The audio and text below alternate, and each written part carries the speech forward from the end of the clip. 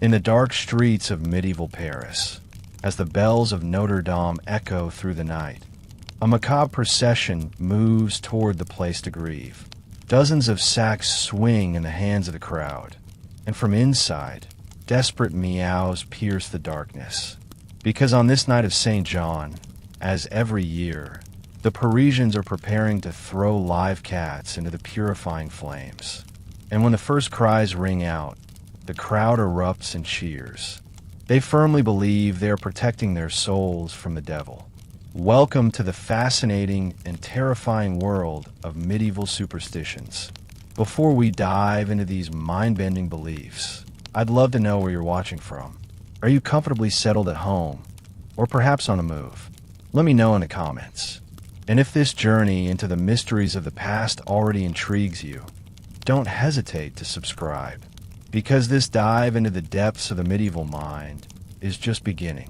The Middle Ages, roughly spanning from the 5th to the 15th century, represent the golden age of superstition in the Western world.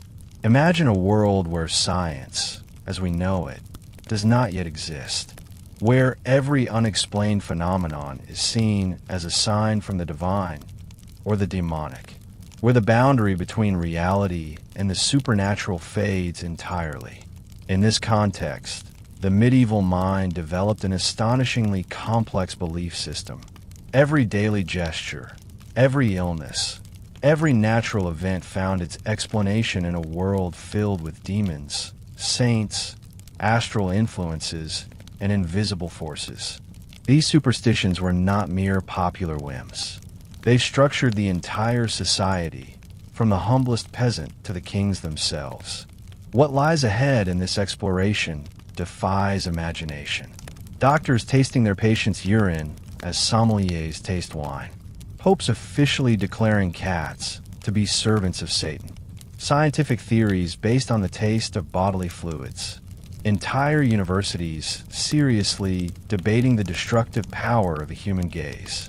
But above all, these beliefs reveal a profound truth about human nature. Faced with the incomprehensible, death, disease, natural disasters, the human mind would rather build explanations, even fantastical ones, than accept ignorance. And it is this desperate search for meaning that will lead us to the most disturbing discoveries. The University of Salerno, in the 11th century, in a dimly lit room, illuminated only by flickering candlelight, a physician in a black robe delicately lifts a glass vial. Inside, a yellowish liquid catches the dancing glow. Without hesitation, he brings the container to his lips and takes a sip. His face tightens, focused. He rolls the liquid in his mouth, analyzes it, then spits it out. Too salty, he murmurs to his assistant. Yellow bile dominates. Bleeding required. This physician has just tasted his patient's urine, and far from being an oddity, this practice formed the foundation of medieval medicine for centuries. Uroscopy, the science of diagnosing illness through urine, was rooted in a theory that governed all medicine at the time, the doctrine of the four humors. According to this ancient Greek belief, the human body contains four essential fluids: blood, red and warm; yellow bile, bitter and hot; black bile, thick and cold; and phlegm, viscous and moist. These humors weren't seen as mere bodily fluids. They embodied the very essence of life and corresponded perfectly with the four elements of the universe: blood with fire, yellow bile with air, black bile with earth, and phlegm with water. Each humor influenced not only physical health, but also temperament, intelligence, and even the fate of an individual. Perfect balance among the humors ensured radiant health, but the slightest imbalance could trigger illness. Too much blood, fever and inflammation; excess yellow bile, anger and digestive issues; surplus black bile, deep melancholy and depression; an abundance of phlegm, lethargy, and generalized coldness. To diagnose these imbalances, medieval doctors developed a refined art: the full sensory analysis of urine. They didn't merely taste it. They examined its color with the precision of a jeweler inspecting a diamond. They smelled it like a perfumer analyzing a rare essence. They studied its consistency, its clarity, any sediment it might contain. Around 1500, the practice reached its peak with the invention of the uroscopy wheel. This revolutionary tool resembled a giant, colorful wheel of fortune. It displayed 20 different urine shades, from pale transparent yellow to opaque blood red, including sinister greens and jet blacks. Each color corresponded precisely to a specific illness. Urine as clear as spring water, general weakness and lack of vitality. Golden yellow, perfect health. Blood red, kidney inflammation. Green, certain poisoning. Black, imminent death. Doctors carried this wheel like a Bible, consulting its guidance religiously before every diagnosis. But the analysis didn't stop there. Taste revealed secrets beyond the reach of sight. Sweet urine betrayed what they called the honey disease, now known as diabetes. A bitter taste signaled excess yellow bile. A salty taste indicated kidney inflammation. A complete lack of taste pointed to a general weakening of the humors. The most experienced doctors developed extraordinarily sensitive palates. They claimed to perceive nuances undetectable to ordinary people. Some even asserted they could determine the patient's exact age, recent diet, and predict the course of illness simply by tasting the urine. This expertise granted them immense prestige. Noblemen summoned them for consultations that resembled tasting sessions more than medical exams. The doctor would arrive with a collection of crystal vials and measuring instruments, proceeding with the analysis with the solemnity of a priest celebrating Mass. Once the humoral imbalance was identified, treatment could begin, and the first response was almost always to evacuate the excess humor. Too much blood, immediate bloodletting. Excess yellow bile, induced vomiting, too much phlegm, forced sweating, black bile, drastic purges. Bloodletting thus became the most common medical act of the Middle Ages. Two main techniques were favored by practitioners. First, the use of leeches. These slimy creatures were placed precisely on the affected area. It was firmly believed they extracted not just tainted blood, but also the illness itself. Leeches became so prized that some doctors started breeding them. The other, more direct method, involved surgically opening a vein. The doctor used a tool called a phleem, a small knife with a triangular blade. He would incise the jugular, or a vein in the arm, sometimes even the foot. The blood would flow freely into a graduated vessel. The quantity taken depended on the patient's age, temperament, the season, and of course, the lunar phase. For the moon played a crucial role in treatment. People firmly believe the moon directly influenced bodily humors, just as it affects ocean tides. Bleeding during a waxing moon was said to encourage the evacuation of tainted humors. During a waning moon, it was best avoided, as it risked dangerously weakening the patient. Some doctors pushed bloodletting to astonishing extremes. They would extract over a liter of blood in a single session, convinced that the greater the volume, the more effective the cure. Patients might arrive for a simple headache and leave in a state of extreme weakness, drained of their vital essence. Alongside bloodletting, another practice gained popularity: therapeutic enemas. But medieval enemas had nothing in common with the warm water rinses we know today. They use an instrument called a clyster, a long metal tube ending in a funnel. Into this funnel, they poured concoctions of mind-boggling complexity. Boar bile was the most prized base ingredient. Its extreme bitterness was believed to have extraordinary purifying powers. It was mixed with decoctions of bitter herbs, sometimes vinegar, even fermented human urine. The mixture was introduced into the colon via a series of vigorous pumping motions. The craze for clysters reached unimaginable heights. King Louis XIV of France received over 2,000 enemas during his reign. Some were even administered while he held court on his throne. The practice became so common at Versailles that courtiers developed a special vocabulary to discuss it in public without offending the ladies. But medieval medicine wasn't limited to traditional humors. It also explored the most unexpected substances. Urine, for example, wasn't just for diagnosis. It became a universal remedy. Thomas Vicary, surgeon to King Henry VIII of England, recommended washing all war wounds with fresh urine. He claimed it accelerated healing and prevented infection. The urine of young virgins was particularly sought after for treating eye diseases. That of pregnant women was said to cure fertility disorders. Elderly men's urine was believed to boost the virility of young men. Each category of urine had its own specific virtues, carefully listed in medical treatises passed down from master to student. Even more surprising was the widespread medical use of feces, both human and animal. Ointments made from manure were among the most common treatments for infections. Fresh dung from pigs, cows, or horses was mixed with pig fat, beaten eggs, and sometimes beeswax. This foul-smelling paste was generously applied to infected wounds, and against all odds, it sometimes achieved spectacular results. The reason, discovered much later, lay in the presence of microorganisms in feces that acted as natural antibiotics.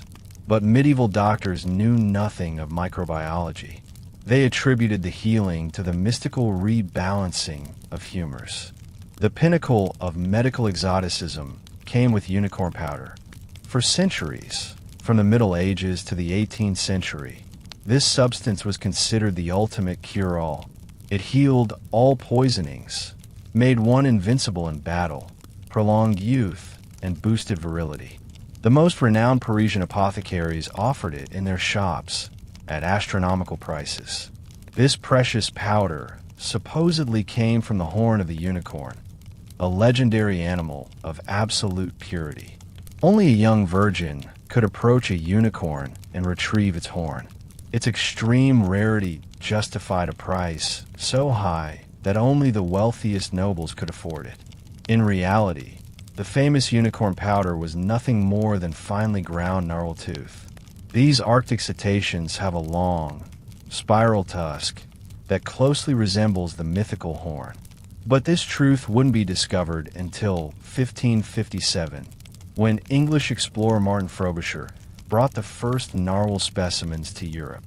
Until then, unicorn horns nearly 2 meters long proudly adorned cathedrals and palaces.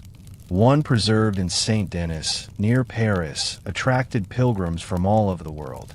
It was credited with miraculous healings. The sick came from all across Europe to touch it, convinced it would free them from their ailments.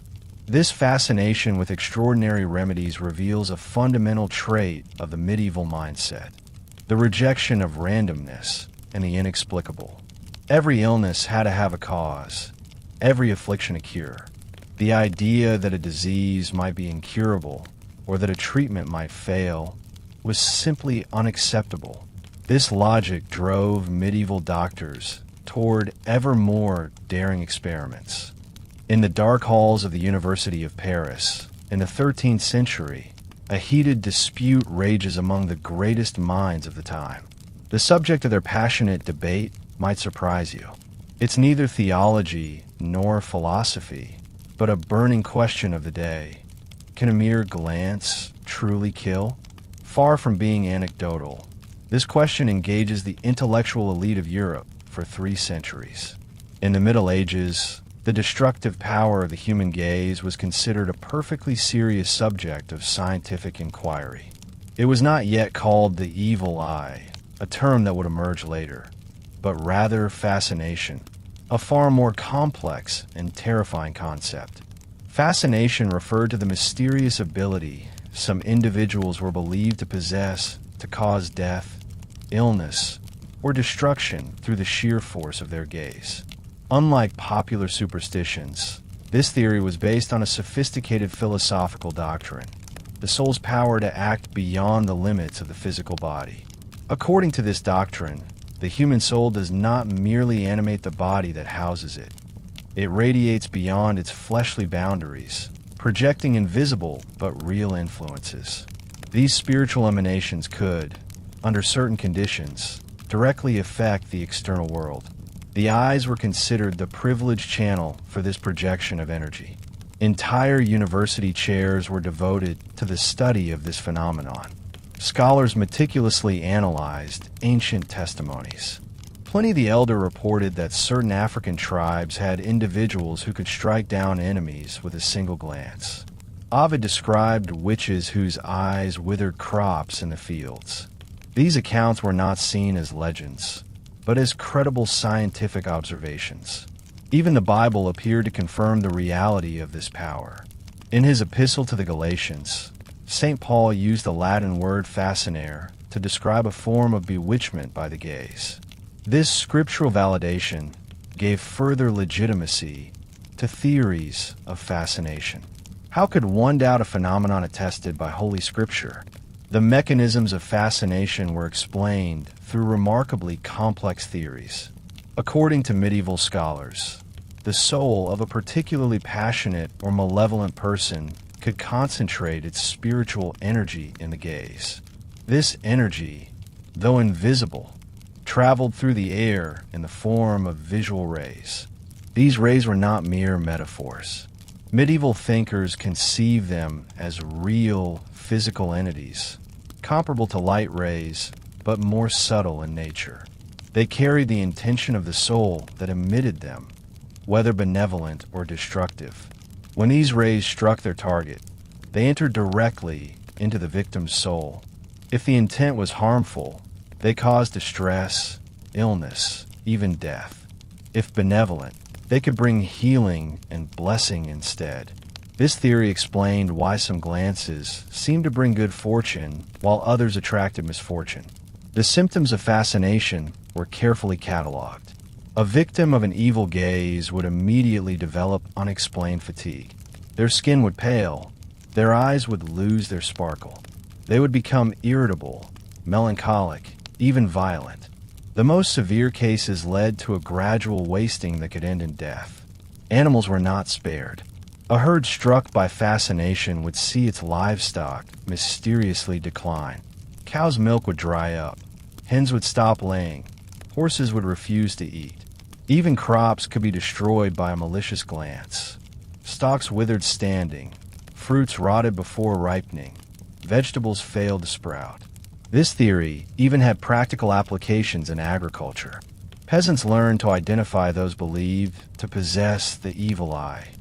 They carefully avoided letting them observe their crops or livestock. Some villages even banned such individuals from entering their land altogether. But who exactly possessed this fearsome power? Period treatises outlined the typical profile of a fascinator. Usually, it was someone of choleric temperament, dominated by yellow bile.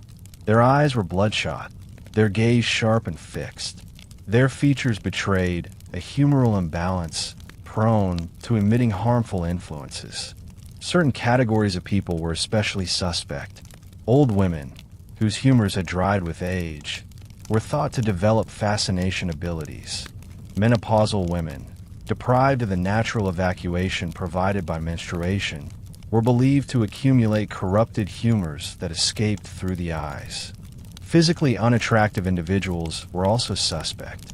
Extreme ugliness revealed a deep humoral imbalance, conducive to generating malevolent energy. One-eyed people, hunchbacks, and albinos were naturally viewed with suspicion. Their visible differences were taken as signs of internal corruption that could contaminate others. More surprisingly, some animals were said to possess exceptional powers of fascination. The basilisk, a legendary reptile born from serpent's egg incubated by a rooster, was believed to kill instantly anyone who met its gaze. Its very presence was thought to poison the air for miles around. Fortunately, it could be slain simply by showing it a mirror, causing it to be struck down by its own reflection. The wolf was also believed to wield this power, though more subtly. Its gaze was said to rob humans of speech. This belief gave rise to the expression to have seen the wolf. meaning someone rendered mute from shock or fear. Shepherds even developed special techniques to avoid the wolf's gaze while still protecting their flocks. Even seemingly harmless animals could fascinate. A newborn lamb, by virtue of its purity, was said to exert a beneficial fascination that healed the sick. But this same purity could prove dangerous for the morally corrupt. A sinner who gazed too long upon an innocent lamb risked being consumed by the intensity of its purity. Women occupied a special place in these beliefs. Their nature, considered more emotional and unstable, was thought to predispose them to fascination.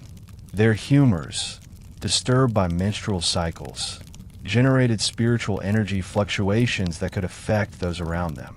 Pregnant women were believed to develop exceptional fascination powers. The child they carried altered their humoral balance and amplified their soul's radiance. Their gaze could permanently mark people and objects they stared at. For this reason, pregnant women were advised to avoid looking at ugly or frightening things, lest such images imprint on their unborn child. This theory explained birthmarks and maternal cravings. If a pregnant woman gazed longingly at a strawberry, her child might be born with a red strawberry-shaped mark. If she watched a fire, the child might bear a burn-like stain. If she witnessed an execution, the newborn might have a purplish mark on the neck. Faced with such dangers, people developed a full arsenal of protective measures. Anti-fascination amulets became widespread. Red coral pendants were said to deflect harmful influences. Its blood-like color neutralized destructive rays with an equal force of vitality. Incantation formulas also flourished. Certain phrases, recited at the right moment, created a spiritual shield around the speaker. "May God protect me from the evil I" became a common phrase, uttered instinctively upon encountering someone suspicious. Architecture itself adapted to these beliefs. Houses were adorned with grotesque carvings meant to scare off fascinators. Cathedral gargoyles, with their demonic faces, were believed to protect the sacred edifice from malevolent forces. Their deliberate ugliness repelled evil with evil. But the most effective protection remained Christian faith.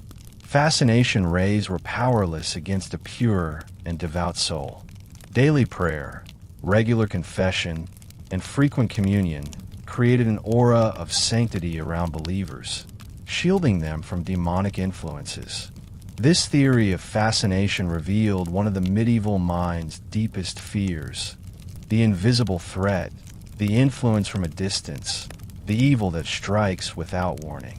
In a world where science could not yet explain epidemics, mental illness, or natural disasters, the idea that a mere glance could bring destruction at least had the advantage of providing a tangible culprit. But this fear of the malevolent gaze was only one facet of a far larger and more complex belief system. The year 1233 marks a dramatic turning point in the history of our feline companions. Within the walls of the Vatican, Pope Gregory IX picks up his pen and drafts a document that will seal the tragic fate of millions of innocent animals. The papal bull Vox in Rama officially declares the cat a servant of the devil. This papal proclamation does not come out of nowhere. It is part of a systematic campaign by the Catholic Church against the lingering remnants of European paganism. For the cat, worshipped for millennia by ancient civilizations, embodies everything the emerging Christian world fears: independence, sensuality, and nocturnal mystery. To medieval theologians, the cat encompasses all the vices condemned by Christian morality. Its legendary laziness makes it a symbol of sloth, a mortal sin in a society that glorifies labor. Its unrestrained sexual appetite evokes lust, an abominable vice in the eyes of the Church. Its ability to see in the dark suggests complicity with the forces of darkness. But it is the cat's nighttime behavior that alarms religious authorities the most. When night falls, these creatures transform. They become active, elusive, mysterious. They vanish into the shadows to engage in activities no one can monitor. This parallel life strongly evokes the satanic gatherings that the church hunts with such fervor. Gregory IX's bull goes beyond mere moral condemnation. It establishes a doctrine that will shape persecution for centuries. According to the text, heretics worship the devil in the form of a black cat. This creature appears during blasphemous ceremonies to receive homage from sect members. It presides over sabbaths where witches renounce their Christian faith. This papal revelation sends shockwaves across Catholic Europe. If the Pope himself confirms the cat's diabolical nature, how could anyone doubt it? The friendly creature purring peacefully by the hearth suddenly becomes a terrifying spiritual threat. The consequences are swift. From the early days of the Inquisition in the 13th century, cats become systematic victims of the witch hunts. Their presence beside a woman is seen as near certain proof of sorcery. Trials for black magic almost always mention a familiar cat. These animals are no longer seen as mere domestic pets. They become familiar spirits, demonic entities that assist witches in their evil practices. The cat spies on neighbors, carries messages to other witches, casts spells from a distance. It is the living link between its mistress and Satan. The color of the fur determines the degree of malevolence. All black cats represent the height of diabolical perversion. Their absolute darkness reflects the damnation of their souls. To cross paths with a black cat at night is equivalent to encountering the devil himself. The consequences may be fatal. However, one remarkable exception tempers this universal condemnation. Black cats with a white patch on their chest or neck escape persecution. This light marking is interpreted as the finger of God, a sign that the Almighty has touched the animal and preserved it from evil. These divinely marked cats enjoy a measure of protection. This distinction creates absurd situations. Owners of completely black cats desperately try to paint a white spot on them to save them. Others abandon their pets rather than risk accusations of witchcraft. Spotted cats skyrocket in market value, while uniformly black ones become unsellable. Anti-feline hysteria reaches its peak under Pope Innocent VIII in the 15th century. This pontiff, whose name starkly contrasts with his actions, pushes his predecessor's logic to the extreme. He decrees that any cat accompanying a woman is automatically her demonic familiar. This revolutionary declaration reverses the burden of proof. One no longer needs to prove that a cat is demonic. Its mere proximity to a woman makes it suspect. A lonely widow feeding a stray cat is instantly presumed a witch. A young girl petting a cat in the street arouses the Inquisition's suspicion. This ruthless logic leads to daily tragedies. Innocent women are sent to the stake along with their four-legged companions. Flames consume both human flesh and feline fur in a macabre communion that horrifies even the most hardened spectators. But the persecution doesn't stop at individual trials. It evolves into collective rituals of staggering magnitude. Paris becomes the stage for public ceremonies where hundreds of cats perish in horrific suffering. Each year, on the eve of St. John's Day, the place to grieve transforms into an arena of horror. Weeks in advance, Parisians organize mass cat hunts. They search cellars, attics, abandoned ruins. They set traps, chase down escapees, and rip kittens from their mothers. Every captured cat ends up stuffed into a coarse sack. On the evening of June 23rd, a sinister procession converges on the place to grieve. Dozens of sacks swing in the hands of bearers. Inside, desperate meows create a chilling cacophony. But the crowd following this macabre parade is deliriously joyful. These Parisians sincerely believe they're performing a righteous act of faith. At the center of the square, a gigantic pyre awaits its victims. Woodcutters have labored for days to build this mountain of logs and kindling.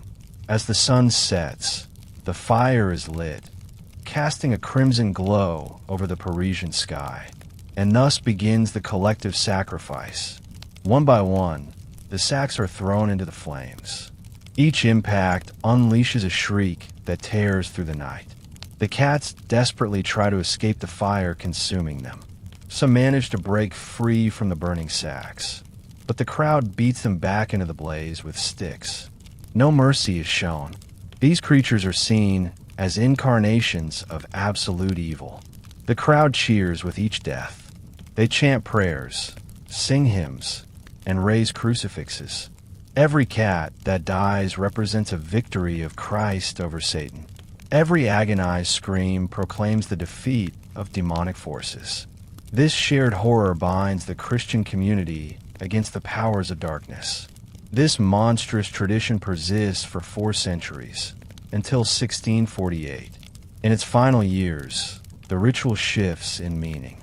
The religious sacrifice gradually becomes mere public spectacle. Parisians continue burning cats more out of habit than conviction. Even the church begins to distance itself from the excesses it once encouraged. The persecution is not limited to France. All of Christian Europe develops its own versions of this collective madness. In Sweden, an elaborate belief shapes feline fear. According to this tradition, the devil personally gives each newly initiated witch a black cat and a white crow. These animals are not mere companions. They are a supernatural burglary team. The cat, with its agility and stealth, sneaks into homes and barns to steal food. The crow, with its flight ability, carries the loot back to its mistress. This interspecies collaboration allows witches to feed without effort, further proof of their diabolical laziness. Swedes devise specific countermeasures. They scatter mustard seeds in attics, convinced that demonic cats cannot resist counting them one by one. This arithmetic obsession occupies them all night, preventing them from fulfilling their mission. By dawn, exhausted by the pointless task, they return to their mistress empty-handed. Ireland contributes its own terrifying myth. Legends speak of a monstrous black cat the size of a calf, with dagger-like teeth and razor-sharp claws. Flames erupt from its head, tail, and gaping mouth. This terrifying creature slaughters humans and livestock in remote areas. Only Saint Abbon, hero of Irish Christianity, dares confront this feline demon. Armed only with faith, he tracks the beast to its lair. In an epic battle, holiness triumphs over savagery. But the legend firmly entrenches in Irish minds the link between cats and demonic powers. These beliefs aren't confined to folklore. They seep into scholarly literature, influence demonological treatises, and guide judicial decisions. The greatest minds of the era take the feline threat seriously. They devise complex theories to explain the alliance between cats and Satan. According to these scholars, cats possess a dual nature that predisposes them to evil. Their physical bodies belong to the material world, but their spirits communicate directly with spiritual realms. This ability to transition between planes makes them ideal messengers for demonic forces. Their natural independence makes them resistant to divine authority. Unlike dogs, which submit readily to their masters, cats retain free will. This spiritual autonomy inclines them toward rebellion against divine order, just as Lucifer rebelled against God. Their nocturnal habits further reinforce suspicion. The night belongs to demons who flee the daylight of God. Cats who thrive in darkness reveal their affinity with infernal powers. Their ability to see in the dark betrays a connection to a world forbidden to God's creatures. These theories give rise to a range of anti-feline protections. Houses are built with raised thresholds cats supposedly cannot cross. Doors are adorned with horseshoes, blessed metal believed to repel evil. Windows are decorated with holly branches, a sacred plant said to burn impure spirits. Specialized exorcism formulas proliferate.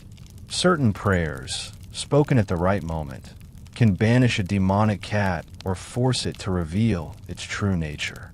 The most seasoned priests develop elaborate rituals to purify homes infested with malevolent feline presences. But the most radical protection is simple eradication. Entire towns organize systematic extermination campaigns. All cats, regardless of age, sex, or color, are killed within a set time frame. These feline genocides leave cities at the mercy of rodents, but the resulting rat invasion is seen as preferable to spiritual corruption.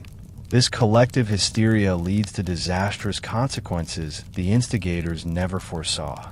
The mass extermination of European cats causes a population boom in rats and mice. Deprived of their natural predators, rodents overrun towns and countryside alike. And these rats carry a plague far more deadly than any imaginary demon cat, the bubonic plague. Fleas living on the rodents transmit the devastating disease that ravages Europe in the 14th and 15th centuries. The tragic irony is that the persecution of cats may have aided the spread of the Black Death. This health catastrophe eventually shakes anti-feline certainties. As human mortality reaches apocalyptic levels, some enlightened minds connect the absence of cats with the pestilence's spread. They realize, too late, that these persecuted creatures were in fact the best protection against true plagues. But it would take until the end of the 18th century for the witch hunts to cease completely. And with them, the systematic persecution of cats finally ends. These creatures are at last able to reclaim their rightful place as domestic animals, freed from the burden of demonization. This centuries-long tragedy reveals one of the darkest sides of medieval superstition. When fear replaces reason, when religious authority endorses ignorance, the consequences can surpass even the wildest nightmares. And yet, this collective madness is only one facet of the vast belief system that terrorized medieval Europe. In the oppressive silence of a Romanesque cathedral, a man slowly approaches the altar, his steps hesitant. His emaciated face bears the marks of profound terror. For this man has been living a waking nightmare for months. He has been excommunicated, cast out from the community of the faithful by ecclesiastical decree. He wanders like a living corpse in a world that denies him even the right to exist. Medieval excommunication surpasses in horror anything modern imagination can conceive. It doesn't merely exclude the sinner from the church. It literally banishes him from the world of the living, condemning him to a social death more dreadful than physical death itself. According to the doctrine of the time, the excommunicated instantly loses their status as a human being. They become a spiritual corpse, a walking dead, whom society must avoid like the plague. No one may speak to them, for fear of contamination by their damnation. No merchant may sell to them. No innkeeper may host them. No doctor may treat them. This civil death is accompanied by even more terrifying supernatural fears. It is firmly believed that the excommunicated attracts demons like iron draws a magnet. These evil entities, deprived of prey by the divine protection surrounding the faithful, rush upon the abandoned soul to torture it even before its physical death. The excommunicated becomes visible to the dark spirits that normally haunt the invisible limbo. He can see the demons around him, hear their mocking laughter, feel their icy breath on the back of his neck. This constant perception of the malevolent spiritual world plunges him into a permanent terror no one can comprehend or alleviate. But the worst is yet to come, for excommunication doesn't end with death. It condemns the soul to eternal wandering, preventing it from accessing the rest of purgatory. The spirit of the excommunicated joins the cohorts of the restless dead who haunt the medieval world. Corpses unable to find the path to eternal peace. These revenants are one of the major obsessions of the medieval mindset. Unlike modern ghosts, ethereal and relatively harmless, the medieval dead return in physical form. They literally rise from their graves to settle unfinished business with the living. The church absorbs and transforms older pagan beliefs about the dead. Roman myths of lemurs and lamii are reinterpreted through Christian demonology. These tormented spirits, deprived of divine grace, wander graveyards and abandoned places, seeking to drag the living into damnation. Incubi and succubi hold a special place in this spiritual bestiary. These demons of carnal corruption visit sleepers to seduce them in the night. The incubus, a male demon, preys on women. The succubus, a female creature, targets men. These unnatural unions may produce monstrous offspring, half human, half demonic. The symptoms of such nocturnal visitations are carefully recorded. Victims awaken exhausted, as if they had engaged in intense physical exertion. They recall disturbing erotic dreams of unusual vividness. Sometimes, they discover unexplained marks on their bodies, scratches, or bite marks left by the parasitic entity. These spiritual assaults are not dismissed as mere folk superstition. The Church officially recognizes them and develops specialized exorcisms to deliver victims. Theologians debate the exact nature of these creatures and the best ways to defend against them. Protecting against revenants becomes a focus of popular ingenuity. Cemeteries are enclosed with high walls, not to keep the living out, but to keep the dead in. These physical barriers are meant to contain reanimated corpses within their rightful domain. Graves are prepared with meticulous care. The wealthy are buried beneath heavy stone slabs that no human force could lift. Coffins are nailed shut, chained, sometimes weighed down with rocks. Every measure aims to prevent the dead from returning to haunt the living. But material precautions are not always enough. Reports of revenants multiply, terrifying communities. A corpse denied Christian burial, an excommunicated soul, a suicide, an unrepentant criminal. Any of these might rise again to torment the living. These undead visitations are never benevolent. The revenant retains the obsessions and grudges of their earthly life, amplified by their damned condition. They seek revenge on those who wronged them, reclaim property they believe is theirs, or force their family to complete tasks left unfinished in life. Manifestations of such evil presences terrify witnesses. Doors slam without wind. Objects move on their own. Strange noises echo from attics. Shadowy figures appear in darkened hallways. These phenomena, attributed to the revenants, plunge entire households into dread. But the dead are not the only beings haunting the medieval night. The devil himself frequently appears to the living, taking various forms designed to frighten or seduce. These demonic manifestations are so frequent that they form their own literary genre. The physical portrait of Satan becomes codified throughout the Middle Ages. Around the year 1000, the monk chronicler Raoul Glaber provides a detailed description that would shape depictions for centuries. The devil appears in human form, but his demonic nature is revealed by several telltale features. He is as hairy as a wild animal, his excessive body hair evoking bestiality. His horns, borrowed from ancient satyrs, point skyward in defiance of God. His razor-sharp claws can tear both flesh and soul. His forked tail reveals his reptilian nature, inherited from the serpent of Genesis. Yet Satan also knows how to appear alluring when it suits him. He may take the form of a handsome, richly dressed man, a stunningly beautiful woman, or even an angel of light. This shape-shifting ability makes him all the more dangerous, as he becomes harder to recognize. Encounters with the devil follow recurring patterns. He usually appears to solitary individuals, in remote places or at strange hours.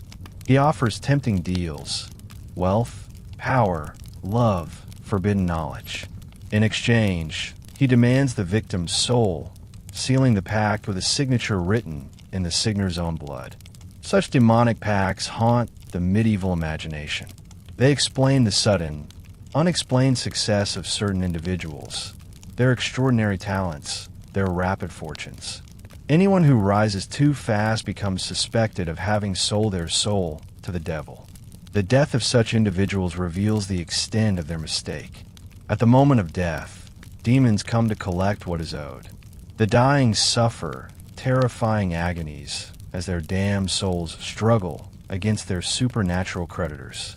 Witnesses sometimes claim to see shadowy figures dragging the soul into eternal darkness. This theology of damnation profoundly shapes funerary practices. The Church develops an entire arsenal of post-mortem protections to defend the dead from demons lurking around transitioning souls. Funeral rites become increasingly elaborate. Masses for the dead multiply. Each Mass said in a person's name shortens their stay in purgatory and shields them from demonic attacks. Wealthy families fund hundreds of Masses, creating steady income for the clergy. Holy water flows abundantly in cemeteries. This sacred substance repels demons and purifies the air, tainted by the presence of death. Gravediggers sprinkle it on fresh graves. Families pour it over tombstones. Priests bless ossuaries with it. The living also develop their own protections. One of the most widespread reflexes is to avoid certain ominous encounters.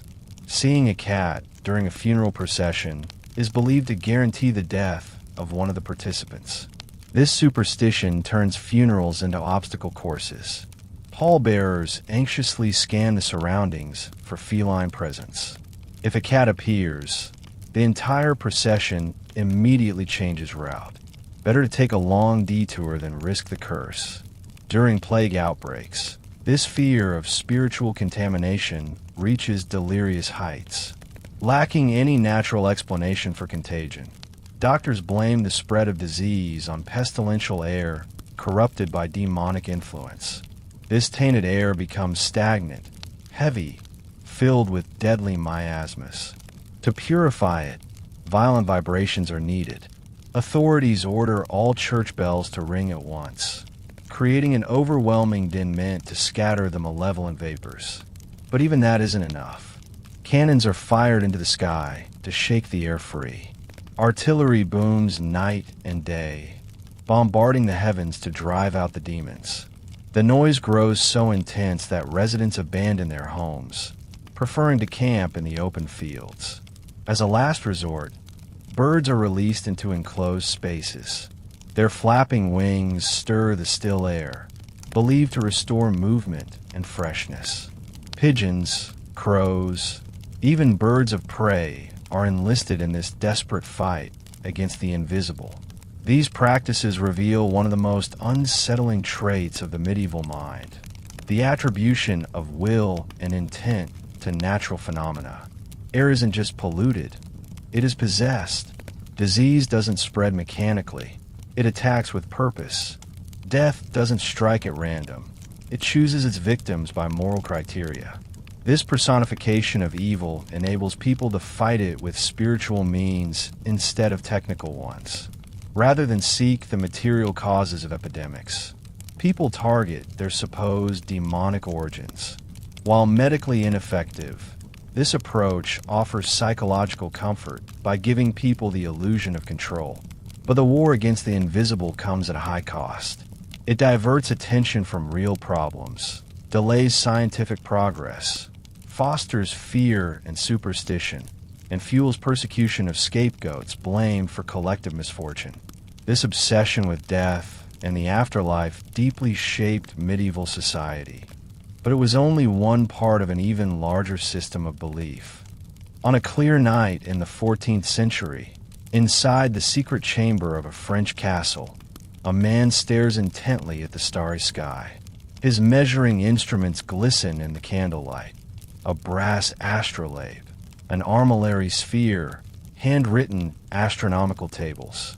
This man is no mere stargazer.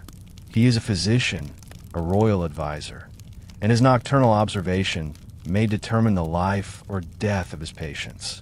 For in the Middle Ages, it was unthinkable to treat anyone without first consulting the stars. Medicine and astrology formed an inseparable pair. two sides of the same science that govern human health through celestial movements. This union stemmed from a revolutionary conception of the universe. According to medieval doctrine, the cosmos was a single living organism in which every part influenced the others. The planets were not mere celestial bodies. They were vital organs of the cosmic organism, irrigating the universe with their subtle influences. The human body, as a perfect microcosm, faithfully mirrored the structure of the celestial macrocosm. Each organ corresponded to a planet. Each vital function followed an astral rhythm. The heart pulsed to the rhythm of the sun, the brain fluctuated with the moon's phases, and the liver filtered according to the influence of Jupiter. This correspondence was not poetic metaphor. It was a measurable, observable, and predictable physical reality. Physicians learned to read celestial signs just as they read bodily symptoms. A patient with liver troubles needed a treatment under Jupiter's influence. A heart condition required solar intervention. Among all the heavenly bodies, the moon held a special place. Its relative proximity, visible phases, and regular cycles made it the privileged intermediary between the cosmos and Earth. It was believed to directly influence all earthly liquids, from the oceans to bodily humors. This lunar theory explained tides through the moon's magnetic pull, and similarly, fluctuations in human moods and fluids. As the moon waxed, bodily fluids rose to the head, causing fevers and delirium. As it waned, the humors descended to the lower organs, triggering digestive sluggishness and melancholy. Doctors developed therapeutic calendars of astonishing complexity. Every medical act had to be scheduled according to the optimal astral configuration. Bloodletting during a waxing moon efficiently purged corrupted humors. Purgation during a waning moon cleansed the intestines without weakening the patient. Operating during an eclipse guaranteed failure and possibly death. Astrological considerations didn't stop at timing. They also dictated the choice of remedies. Each medicinal plant was ruled by a planet that granted it specific healing properties. Foxglove, governed by the sun, strengthened the heart. Henbane, a lunar herb, calmed nervous disorders. Senna, under Mercury's sway, stimulated intellectual faculties. The effectiveness of these remedies depended entirely on their harvest under the right astral condition. A plant picked under its ruling planet's influence gained exceptional properties. The same plant harvested under an adverse configuration could become ineffective or even poisonous. This science of correspondence is extended to gemstones and metals. Gold, solar metal, cured heart diseases. Silver, lunar metal, soothed feminine disorders. Iron, ruled by Mars, strengthened warriors and stimulated courage. Every earthly substance vibrated in harmony with its celestial ruler. The most refined practitioners crafted astrological electuaries of extreme sophistication. Complex mixtures of herbs, minerals, and metals prepared according to planetary positions. The result concentrated beneficial celestial influences while neutralizing harmful ones. But medical astrology was not limited to healing. It also aimed to predict illness. Physicians established prognoses by calculating upcoming planetary transits. If Mars neared the Sun in the patient's chart, a fever was inevitable. If Venus aligned with the Moon, a melancholic crisis loomed. These predictions profoundly influenced behavior. Patients adapted their lifestyle to astrological forecasts, avoiding certain foods during unfavorable transits, fasting preventively, or taking prophylactic remedies. This predictive medicine turned life into a constant battle against hostile cosmic forces. Astrological medicine reached its peak during great epidemics. In the face of the Black Death ravaging Europe in the 14th century, doctors desperately sought explanations in the heavens. They soon identified the culprit, an extraordinary conjunction of Mars, Jupiter, and Saturn in the sign of Aquarius. This highly malignant alignment was believed to corrupt Earth's atmosphere and generate pestilential miasmas. Mars brought violence and death. Jupiter amplified these destructive forces. Saturn, planet of melancholy and decay, turned the air into lethal poison. This explanation perfectly suited medieval logic. It attributed the catastrophe to higher causes beyond human control. It absolved political and religious authorities of responsibility for the plague spread. Most of all, it offered hope that the end of the conjunction would mark the end of the epidemic. Astrology didn't just explain epidemics. It claimed to predict them. Astronomers anxiously studied ephemerides, searching for dangerous configurations. Every planetary conjunction, eclipse, or comet passage sparked alarmist interpretations. These doomsday predictions terrified the populace. When astrologers announced an impending epidemic, cities emptied, markets closed, pilgrimages began. This collective panic could cause greater social disruption than the predicted illness itself. Astrology's influence extended far beyond medicine. It shaped politics, agriculture, warfare, every aspect of medieval life. Kings made no major decision without consulting their astrologers. Generals scheduled battles according to planetary alignments. Peasants sowed and harvested based on lunar phases. This celestial dependency created a society entirely synchronized with the stars. Each day brought its unique configuration, favoring some activities and hindering others. Astrological calendars flourished, recommending or discouraging specific actions for each date. Monday, ruled by the moon, suited feminine tasks and water travel.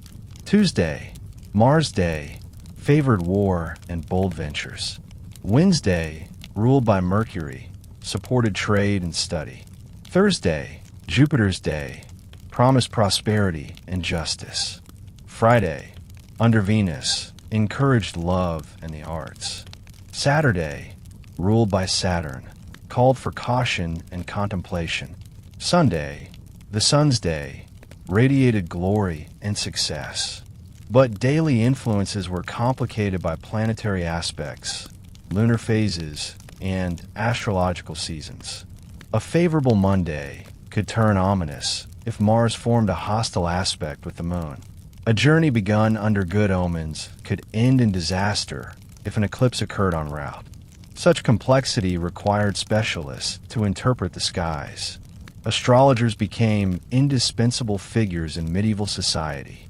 They advised rulers, reassured the anxious, and foretold the future. Their science, considered as exact as mathematics, commanded immense prestige. Universities established astrology departments alongside medicine and theology. Students learned to calculate planetary positions, draw celestial charts, and interpret aspects. This rigorous training ensured the accuracy of future predictions. Scholarly astrology coexisted with more primitive popular beliefs. Peasants watched the night sky directly for omens. An unusual moon color predicted storms. A halo around the sun meant war. A shooting star foretold the death of a great figure. These empirical observations passed down through generations as proverbs: red moon, strong wind; red sunset, fair weather; morning rainbow, rain on the way. This folk wisdom blended accurate meteorology with fanciful superstition. The moon's influence particularly obsessed rural populations. It was believed to govern plant growth. Sowing during the waxing moon favored aerial development. Planting during the waning moon encouraged rooting. Harvesting under a full moon concentrated flavor and extended shelf life. These beliefs extended to livestock. Cows were said to produce more milk during the waxing moon. Hens laid more eggs of the new moon. Animal castration had to occur during the waning moon to prevent hemorrhage. Forestry developed its own lunar traditions. Wood cut during a waning moon resisted pests and lasted longer. Wood felled during a waxing moon rotted quickly and attracted insects. Though attributed to lunar influence, this actually reflected natural sap flow variation. But astrology's most troubling implications concerned human nature itself. According to medieval doctrine, the celestial configuration at birth permanently determined a person's character and fate. This genetic astrology structured society around astral determinism. Children born under Aries were thought impulsive and fiery. Those under Taurus, stubborn and materialistic. Geminis were clever but fickle. Each zodiac sign stamped its natives with distinct traits. This classification influenced education and career choices. A child born under Mars was destined for warfare. A Mercury native excelled in commerce or writing. A daughter of Venus belonged in the arts or in love. These paths weren't chosen. They were cosmically ordained. Even marriages followed astrological compatibility. Pairing a fire sign with a water sign spelled endless conflict. Two earth signs meant a stable but dull union. Only certain planetary combinations promised marital bliss. This science of compatibility grew highly refined. Astrologers compared not only sun signs, but lunar positions, planetary aspects, and elemental dominance. No marriage could proceed without a chart reading to assess its chances of success. Such astral determinism raised serious theological questions. If the stars governed human destiny, what became of free will? How could celestial predestination be reconciled with moral responsibility? The Church wrestled with these contradictions for centuries. The accepted solution drew a subtle distinction. The stars influence the body, but not the soul. Planets might incline temperaments towards certain behaviors, but the rational soul could always resist. The stars incline, but do not compel, declared the official doctrine. This allowed both astrology and Christian morality to coexist. It explained why some people defied their birth charts through spiritual strength, and why divine punishment befell those who gave in to their astral tendencies. Still, this nuanced theory didn't always satisfy popular beliefs, which favored clear explanations. For common folk, collective disasters always had precise cosmic causes. Earthquakes revealed celestial wrath. Famines reflected planetary hostility toward crops. This search for cosmic responsibility peaked during major catastrophes, when the ground shook beneath their feet or volcanoes spewed fire. Terrified populations looked skyward for the cause of their suffering. Earthquakes were given especially elaborate astrological explanations. According to period theories, they resulted from the violent release of underground winds trapped inside the Earth's core, formed under the influence of certain planetary conjunctions that overheated the globe's interior. When Mars approached Saturn, their combined forces created turbulence deep in the Earth. These disturbances generated subterranean air currents that forced their way to the surface. Their growing pressure eventually fractured the crust, causing seismic tremors. This theory also explained the noxious fumes often reported with quakes.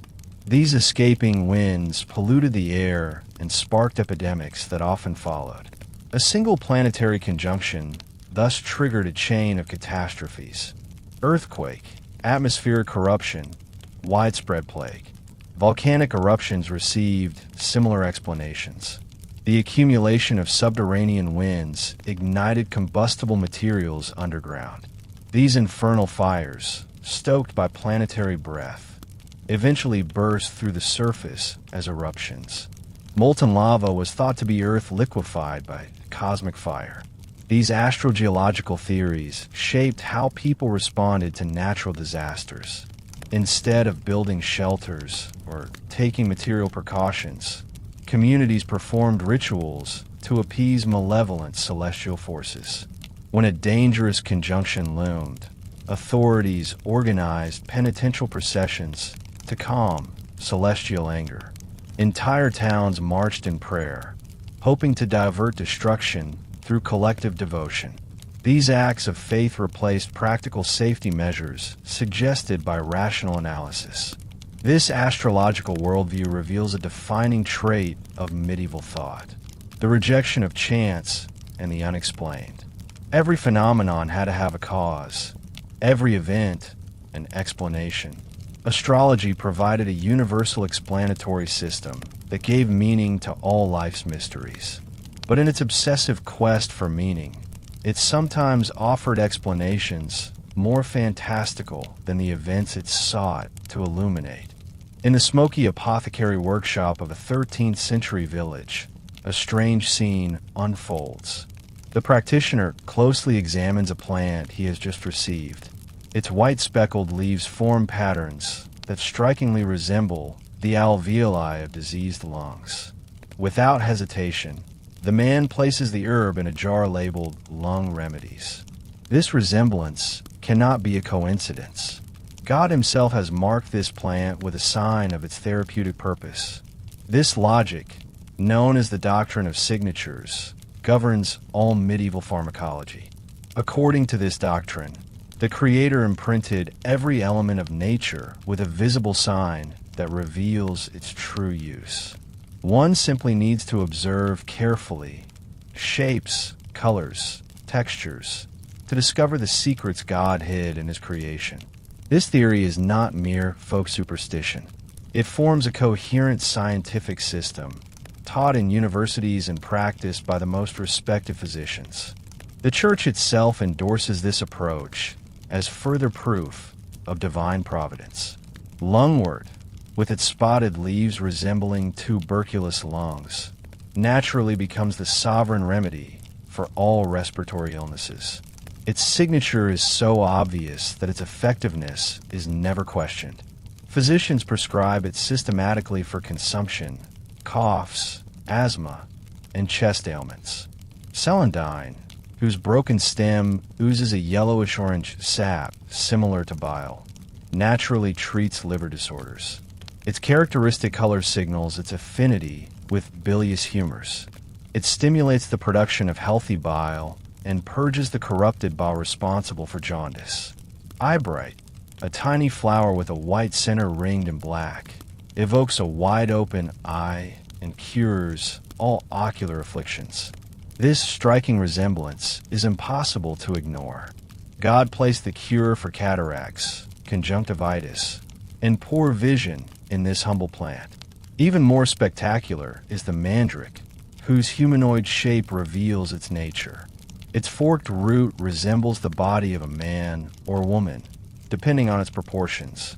This anatomical signature makes it a universal remedy for human ailments and a key ingredient in love potions and magical brews. This logic of resemblance extends to minerals and animal substances.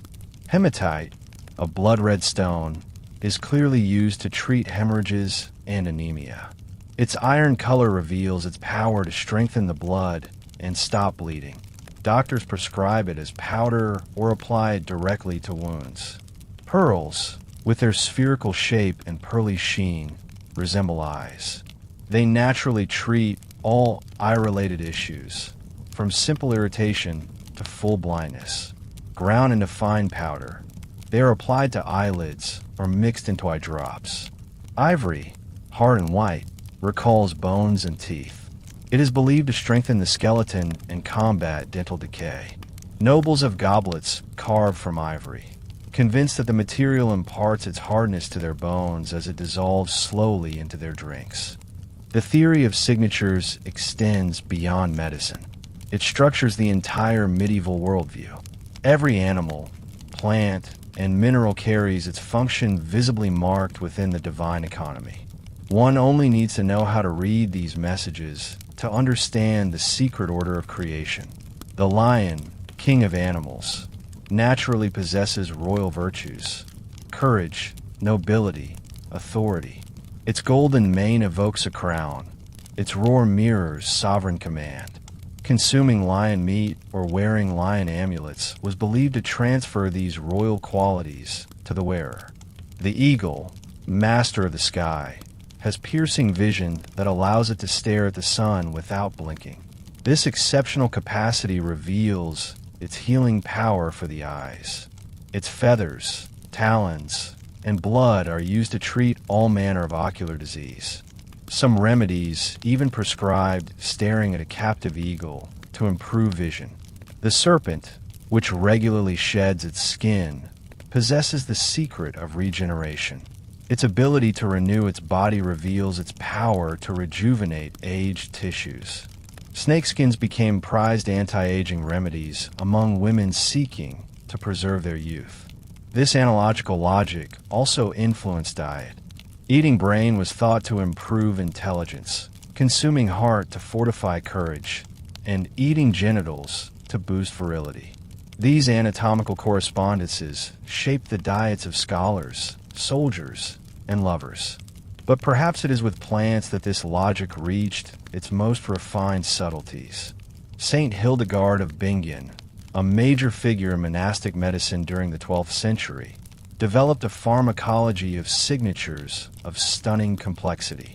According to this learned nun, each plant has not only a revealing shape, but also a moral temperament that influences the character of those who consume it. Ginger, a knotted and pungent root, was said to develop harmful traits in those who overuse it. It renders people ignorant, lukewarm, and lustful, corrupting both intellect and morality. This condemnation may surprise modern readers, as ginger is now praised for its benefits. But Hildegard's logic was implacable. The twisted shape of the root revealed its perverse nature. Its burning taste linked it to the fires of hell. Its aphrodisiac properties confirmed its alliance with lust. Other plants underwent similar moral analysis. Garlic, despite its recognized medicinal virtues, was said to provoke anger and aggression. Its pointed cloves resembled weapons, and its strong odor suggested violence. Monks avoided it to preserve spiritual serenity. Conversely, some plants enjoyed an excellent moral reputation. The rose, with its beauty and fragrance, elevated the soul towards spiritual contemplation. Its delicate petals revealed its pure and refined nature. It inspired charity, chastity, and devotion in those who cultivated or contemplated it. This moralization of botany deeply influenced monastic gardens. Religious communities selected plants based on spiritual as well as practical criteria. They avoided species known to foster vice and favored those thought to encourage virtue. These moral concerns extended into domestic architecture. Superstitions surrounding ladders illustrate this mindset well. Walking under a ladder brings bad luck, a belief that has survived the centuries. This superstition originates in the analogy between a ladder leaning against a wall and a gallows erected for executions. This grim resemblance turned every ladder into a symbolic instrument of death. Walking beneath, it was akin to inviting a death sentence. The association was reinforced by the rustic, unstable appearance of medieval ladders, which resembled the makeshift scaffolds used for hangings. Their triangular shape also recalled the Holy Trinity, making it sacrilegious to pass beneath such a sacred geometric form. This belief led to widespread avoidance behaviors that complicated everyday life. Craftsmen, often working with ladders, found their job sites disrupted by passers-by, taking wide detours to avoid walking underneath. Architects even factored this into their designs, avoiding fixed ladders and thoroughfares and placing them in tucked-away corners to prevent accidental transgression. This architectural adaptation reflected the grip of superstition on urban planning itself. Other everyday objects bore similar taboos. Mirrors, mysterious surfaces that capture and reflect images, deeply unsettled medieval minds. They were suspected of trapping the soul of those who gazed into them, creating spiritual doubles vulnerable to demonic manipulation. This anxiety culminated in the superstition surrounding broken mirrors. Shattering such a magical surface was thought to release its stored spiritual energy in a violent, invisible explosion with dramatic consequences. The soul of the one who broke the mirror, stripped of its protective reflection, remained vulnerable to demonic attacks for 7 years. This 7-year period was no coincidence. It matched the cycle of bodily renewal according to contemporary medicine. Every 7 years, the human body completely regenerated itself, cell by cell. Thus, the soul needed a full cycle to regain a true reflection. Numbers 2 took on complex, superstitious meanings. 13, the union of perfect 12 and disruptive 1, symbolized discord and misfortune. Its negative symbolism originated from the Last Supper, where 13 dined before Judas's betrayal. The curse of 13 deeply influenced social organization. Guilds avoided having 13 members. Banquets capped attendance at 12 or went beyond to avoid the cursed number. Summons refused to host 13 guests, sending away the last arrival. Even church architecture avoided the number. Cathedrals tallied pillars, windows, and altars to avoid reaching 13. If they accidentally did, a decorative element would be added to make 14, or one removed to return to 12. Conversely, certain numbers held sacred power. 3, symbolizing the Trinity, brought luck and protection. Ritual gestures repeated 3 times, prayers came in triads, and protective charms were structured around this holy geometry. 7, the perfect number of creation days, held exceptional virtues. Remedies acted in 7-day cycles. Crises peaked on the 7th day, and curses expired after 7 weeks. This 7-fold rhythm structured both folk medicine and popular magic. These numerical superstitions shaped major life events. People avoided marrying on the 13th day, traveling on Friday the 13th, or launching ventures under unlucky influences. Calendars grew dense with superstitious notations, marking favorable days and warning of dangerous periods. This arithmetic of fortune and misfortune reveals one of the deepest obsessions of the medieval mindset: the control of the unpredictable. Faced with an uncertain future and constant danger, the medieval person created symbolic systems of protection to give the illusion of mastery over fate. But these protections were fragile, and the slightest neglect could invite the worst of catastrophes. In the shadowy depths of a German forest on a moonless night in the 15th century, a woman undresses completely. Her trembling hands seize a pot of a repulsive-looking ointment.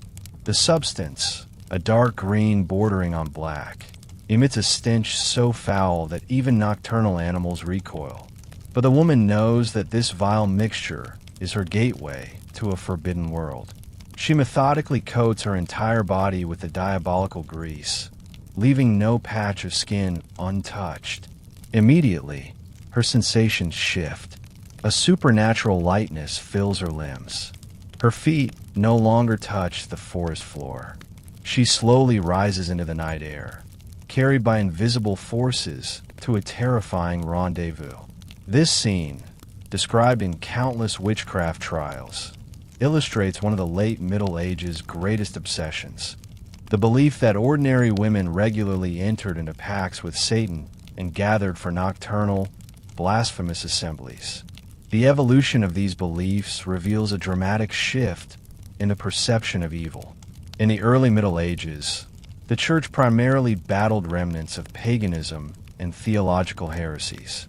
But gradually, this struggle morphed into an all-out war against an organized, militant form of witchcraft. This shift did not emerge from nowhere. It was the convergence of several deep-seated anxieties plaguing medieval society. Fear of women, viewed by doctrine as mysterious and unstable beings. Fear of sexuality, a force seen as socially disruptive. Fear of death and disease, unpredictable scourges with no visible cause. These diffuse fears found their embodiment in the figure of the witch, an ideal symbol of everything threatening Christendom. This hybrid creature, half woman, half demon, embodied all that the medieval mind feared: feminine seduction, sexual power, and alliance with the forces of darkness. The doctrine of witchcraft gradually took shape around a few key elements that would become the heart of future accusations. First, the diabolical pact. Every witch had personally met Satan and signed a written contract in her own blood. This document, kept in Hell's archives, bound the witch's soul irrevocably to the powers of evil. Next, the Sabbath. Nocturnal gatherings where all the witches in a region paid homage to their infernal master. These assemblies blasphemously parroted Christian rituals. A black mass was celebrated, profaned hosts were consumed, and Satan was worshipped in various animal forms. Finally, maleficia, or harmful spells. With her diabolical alliance, the witch could cause death, disease, infertility, and storms from a distance. She could spoil crops with a glance, dry up cows' milk with a touch, or induce miscarriages by murmuring incantations. Her very presence corrupted the air and invited misfortune. This sophisticated theory of witchcraft reached its most complete expression in the Malleus Maleficarum, the Hammer of Witches, published in 1487. Written by two German inquisitors, it meticulously codified procedures for identifying and punishing witches. According to this manual, witches were most commonly recruited from older women, widows or spinsters. Their loneliness made them vulnerable to temptation. Without male protection, they became easy prey for Satan, who offered them wealth, power, and carnal pleasure. Their initiation followed a precise ritual. The devil typically appeared in human form, handsome and richly dressed. He courted his future follower, dangled enticing promises, and gradually led her to renounce the Christian faith. The pact was sealed with a sexual union that bound the soul permanently to evil. Once initiated, the novice received her first magical tools: flying ointment, made from the fat of a stillborn infant mixed with poisonous herbs, enabling her to soar through the air to sabbaths; invisibility powder, to remain undetectable while performing harmful deeds; subtle poisons, capable of killing without a trace. She also learned magic formulas, incantations in corrupted Latin that summoned demons and commanded natural forces. These spells, passed orally from witch to witch, formed the technical heritage of the demonic sisterhood. But the most terrifying part of this initiation was metamorphosis. Every witch was granted the power to transform into an animal. This allowed her to spy on victims, enter locked homes, or attack without being recognized. Common forms included the black cat, crow, wolf, and toad. These transformations were not considered illusions. According to church doctrine, they were physically real, enabled by the demonic power now residing in the witch. The transformed animal retained all its natural traits, enhanced by supernatural abilities. A witch in cat form could slip through the tiniest cracks, see in total darkness, and claw with unnatural force. As a crow, she could travel great distances, eavesdrop on conversations, or deliver messages to accomplices. As a wolf, she terrorized livestock and could devour a grown man. This doctrine of metamorphosis provided an explanation for many mysterious events: wild animal attacks, inexplicable thefts, impossible surveillance. All were blamed on witches in animal form. The theory comforted the public by offering a concrete culprit for the otherwise inexplicable. The Sabbath was the climax of witchly activity. These gatherings occurred at night, in remote locations, forest clearings, deserted crossroads, ruined buildings. The chosen sites met specific criteria: far from sacred places, no crosses or holy icons, near a water source for ritual purification. Participants arrived by magical flight, either astride broomsticks coated in ointment or carried by demons in animal form. These aerial transports allowed them to cover vast distances in minutes. Witches converged from all over the region to the secret meeting point. The assembly followed a strict protocol, a perverse parody of Christian rites. Satan presided in his most terrifying form. Hairy human body, goat horns, cloven hooves, a reptilian tail. He sat enthroned at the center of a circle formed by his worshippers, receiving their blasphemous adoration. The ceremony began with homage to the infernal master, each which approached to kiss Satan's rear, an act of absolute humility known as the osculum in fame. This ritual kiss was the central act of faith in the diabolical cult. A black mass followed, an inverted version of Catholic liturgy. Stolen consecrated hosts were offered to Satan. The gospel was read backward. The Lord's Prayer was recited with God replaced by the devil. These profanations deeply shocked the Christian conscience. A diabolical feast came next, but the food, prepared by demons, tasted bland and revolting. Even the finest dishes lost their flavor in this infernal context, an indication that evil can never truly satisfy, and its seductive promises are always hollow. The night continued with lessons in new spells. Satan, or his demonic lieutenants, led practical courses in sorcery. Novices learned how to brew poisons, cast remote curses, and conjure storms. These technical trainings expanded each witch's destructive arsenal. But the most scandalous part of the Sabbath was the sexual orgy that concluded the night.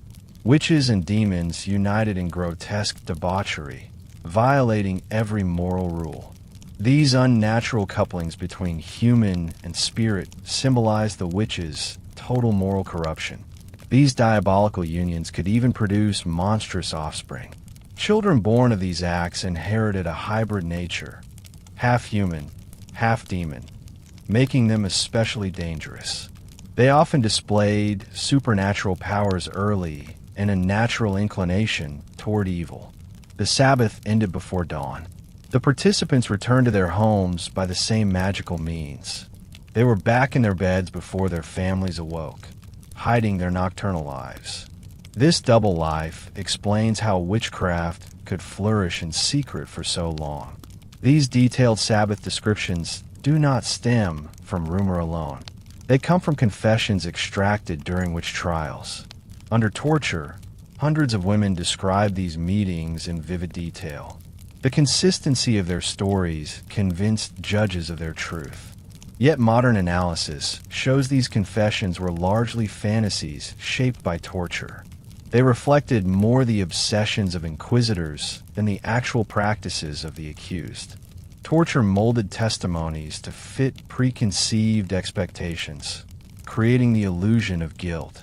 This judicial fabrication of witchcraft had tragic consequences. The belief in a vast satanic conspiracy justified terrifying repression. Thousands of women were burned at the stake, victims of accusations rooted in collective fantasy. The methods used to identify witches revealed the arbitrary nature of the persecutions. Inquisitors searched women's bodies for the devil's mark, a numb spot left by Satan during the initial pact. A mole, scar, or wart could all be suspect. The trial by water was another revealing test. The accused, hands and feet bound, was thrown in a blessed water. If she floated, the holy water rejected her, proof of guilt. If she sank, she was innocent, but risked drowning. There was no escape once accused. The search for accomplices led to endless chains of denunciations, each identified, which had a name or fellow coven members. These names, extracted under torture, produced new victims who faced the same fate. Entire village populations could be decimated by this vicious cycle. In some regions, witch hunting became an industry. Professional witch hunters roamed the countryside, offering their services to local authorities, paid for each which they uncovered. They had a financial incentive to multiply accusations. Even the church eventually grew alarmed at the excesses. Some theologians questioned the actual powers of witches, arguing that only God is truly omnipotent, and that Satan can act only within the bounds of divine providence. This more moderate view was expressed in the Canon Episcopi, a 10th century text denying the reality of night flights and shape-shifting. According to this document, these were only diabolical illusions, deceiving the senses without altering physical reality. But this balanced view struggled against collective hysteria. Terrified populations demanded scapegoats to explain their misfortunes. Local leaders used witch trials to eliminate undesirables. Unprotected widows, independent women, traditional healers competing with church authority. Witchcraft thus became a distorted mirror of societal tensions. Accusations targeted marginal women, the elderly, folk healers. This pattern revealed a desire for social control that went far beyond theological concerns. The repressive tools developed against witchcraft profoundly changed medieval justice. Inquisitorial procedures, once reserved for heresy, now applied to any spiritually suspect crime. Torture became routine, presumption of innocence vanished, and public rumor alone could launch a prosecution. This shift transformed medieval society into a system of surveillance and suspicion. Neighbors spied on each other, reported strange behavior, denounced unusual signs. Institutionalized denunciation broke traditional solidarities and fragmented communities. Women developed survival strategies, avoiding suspicious behavior like living alone, using herbal medicine, or keeping animals. This self-censorship stifled traditional female culture and reinforced male dominance. Some regions escaped the worst. Spain, paradoxically, saw fewer witch trials than the rest of Europe.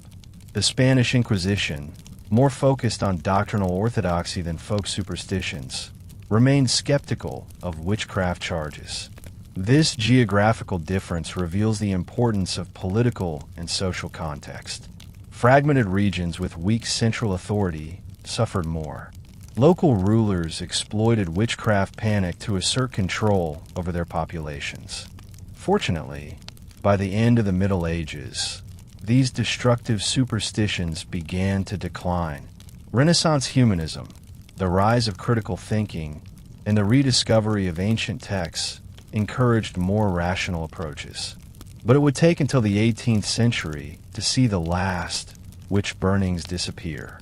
Their long persistence shows how deeply these beliefs were rooted in the European mental landscape. The tragedy of witchcraft perfectly illustrates the dangers of superstition allied with power. It shows how collective fantasies can produce deadly realities, how fear can justify the most horrific atrocities. Yet medieval superstitions were not all so dark. Some held gentler, more comforting beliefs. At the end of this journey through the labyrinth of the medieval mind, a disturbing truth emerges. The superstitions that now seem so strange, so irrational, in fact responded to universal and timeless human needs. Faced with the incomprehensible, with illness, death, and natural disasters, the people of the Middle Ages built an explanatory system of remarkable coherence.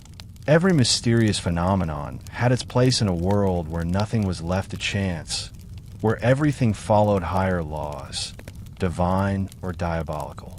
This obsessive search for meaning reveals a deep aspect of human nature. Rather than accepting ignorance and uncertainty, the mind prefers to build fantastic explanations that offer the illusion of understanding and control over the unknown. The doctors who tasted their patients' urine were sincerely trying to save lives. Their methods may seem repugnant to us today, but they reflected a genuine desire to heal based on the knowledge of their time. These practitioners were not charlatans.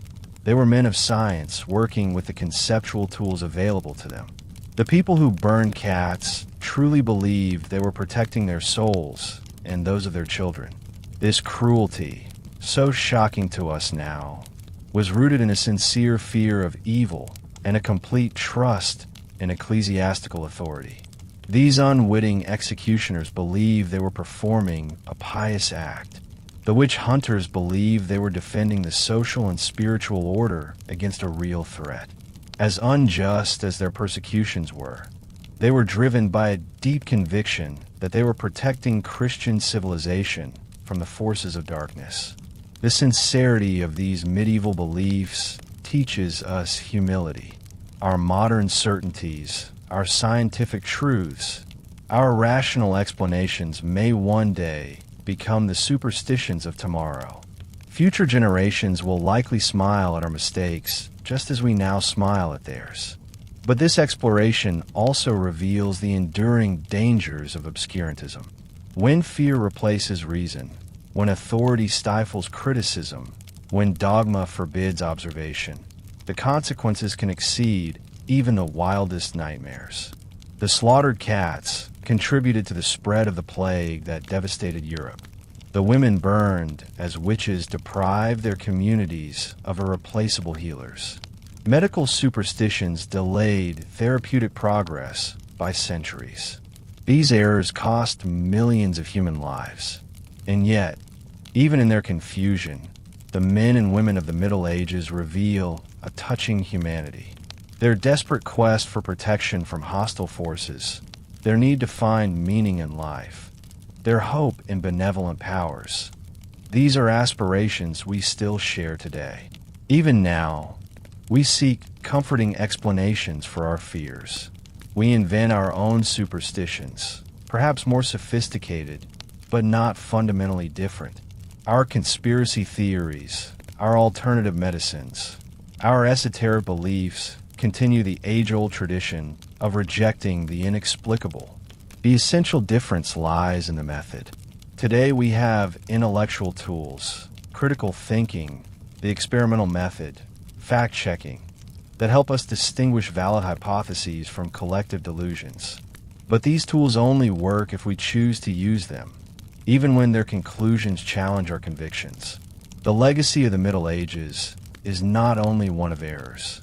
That era also left us wonders, magnificent cathedrals, epic literature, subtle philosophy, technical innovations. It reminds us that even in the darkness of ignorance, the human spirit can create beauty and greatness. Ultimately, these medieval superstitions speak to who we are. They reveal our eternal fears, our indestructible hopes, our vital need to understand and feel reassured. They show us what we become when we give up thinking for ourselves. As we close this book of humanity's darkest hours, let us remember one essential lesson. Superstition is never far away. It lurks in our moments of weakness, our flashes of fear, our periods of uncertainty. Only the vigilance of critical thinking can protect us from it. Because in the end, true magic is not found in flying ointments or unicorn dust.